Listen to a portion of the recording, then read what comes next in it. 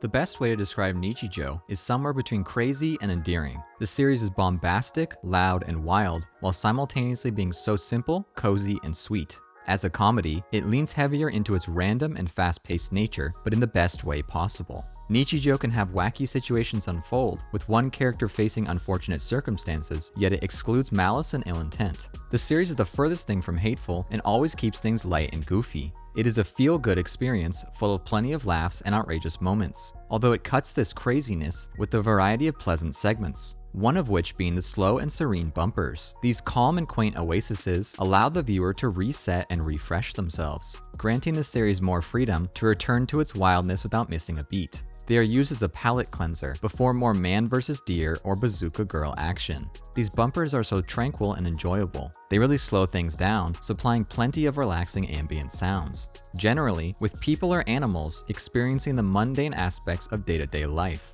capturing the relaxing and calm feeling of doing so without being in a rush. These moments elicited nostalgic memories of watching Adult Swim's bumpers growing up, with both Nichijou and Adult Swim able to effectively capture unique sensations and express them to the audience, furthering the powerful nostalgia that Nichijou gifts the viewer. These scenes are so quiet and calming, yet so quick. They stick around for the perfect amount of time, never overstaying their welcome or overpowering the narrative. They simply supply a quick snack of serenity. Then the series can jump back to its vast and expansive cast. This is another major strength of Nichijou. It constantly cycles between different groups of characters, never sticking to one for too long, keeping things fresh and interesting. You get a peek into each character's life, and by the finale, feel like you truly understand its cast. This is an extremely difficult thing to execute, ensuring your main members don't outshine the sides. And Nichijou succeeds by allowing the viewer to become accustomed to the many varying groups of wacky characters. It doesn't lock you to our main trio, although the hijinks surrounding them are still my favorite. Watching these three traverse the many pitfalls of daily life, the series will again effortlessly slide to another segment. The Things We Think Are Cool and Love-like segments were so fun and memorable. The Things We Think Are Cool were much more sparse, but did an excellent job at pulling you back to your childhood. Back when everything held so much more luster and wonder. Back when a simple rubber ball represented endless potential and excitement. Finding the simple joy in the smaller things, loving the ordinary. The love-like segments dip into the sweetness of Nichijou. These heartfelt scenarios exude pure compassion and love. Whether it be a father trying to support his daughter or the experience of a first crush, once again, Nichijou rockets you back to adolescence, re-experiencing and reminding you of all the wonders of youth. Every love-like moment would leave me with the biggest smile across my face. They are unfiltered appreciation presented in 10-second clips, surrounded by the goofy antics of the main cast, allowing everything in Nichijou to be so enjoyable. It captures the pureness and joy of being young. The feelings of nostalgia are woven into each frame. It keeps things perpetually light and easy to consume. Fast-paced and fun, lacking overly serious tones. Once again, reminiscent of growing up. Sometimes you just want the positives without the negatives. You want to eat the cake and leave the veggies alone. You want the sweetness of life without the scaries. And if that is what you're craving, Nichijou will satiate you.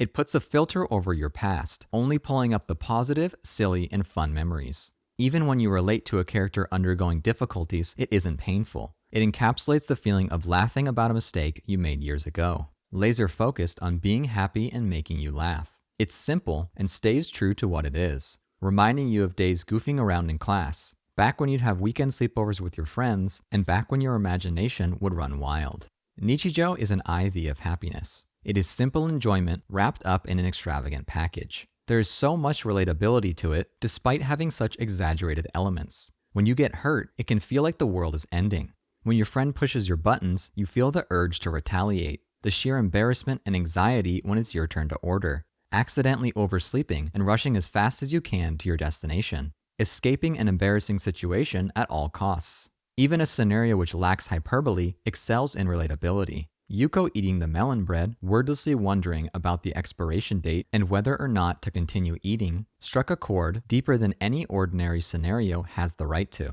The series feels like it is speaking directly to you, like it has experienced your life. Well, because it has. We all have. This empathy and understanding of these scenarios is what enables the jokes to land. Nichijou captures how you truly feel. Even the quieter moments speak loudly to your soul. You have endured the slight pain of inconvenience they bring. And Nichijou relates and resonates with you while also putting up a mirror to your actions, displaying the silliness of your exaggerated emotions. We all experience situations like this. Sometimes you make mistakes or will get hurt, but if you laugh it off, everything will be fine.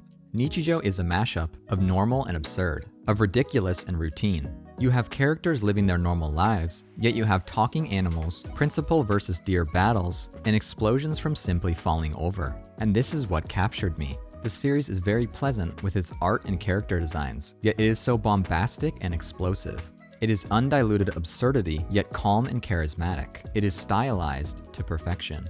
And the ending of Nichijou was the shogi tile on top of the shortcake. From the series, which kept me constantly on my toes, waiting for the next punchline, the next new gag, they circumvented my expectations and wrapped up everything with a perfect wooden hair tie. The ending of Nichijou takes this vast and expansive world of characters and completes each of their stories in a wholesome and satisfying way.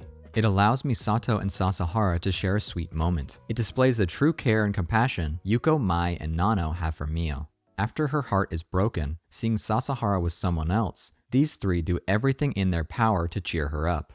The absolute and overwhelming affection displayed is palpable. But the best part is that Mio was able to overcome this sadness on her own. She displayed her perseverance and strength and did so in such a quick and resounding manner. Sometimes in life, you just have to shadow box your way through.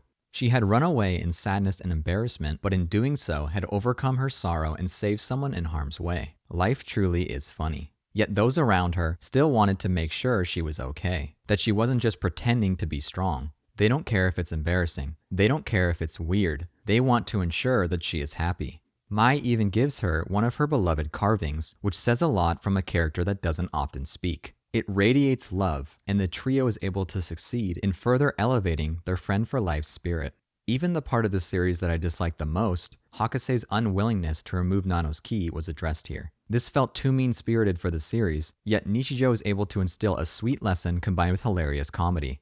When Hakase finally offers the option to remove her key, Nano flashes back to her memories with Yuko, Mai, and Mio, and how the key didn't matter to any of them. It was a part of her, a part she hated, that she assumed others did as well, but it wasn't relevant. The key isn't something she wanted, but it is something she has to live with. This is a heartfelt and warm message about self-acceptance and putting into perspective the things we can't change in life. That as long as we're happy with who we are, nothing else matters. That we can always find those around us who will accept and care for us.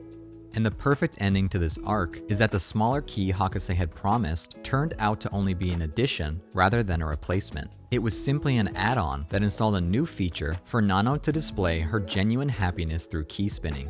The key is never going away, but that's okay because Nano accepts it and is okay with it being a part of her.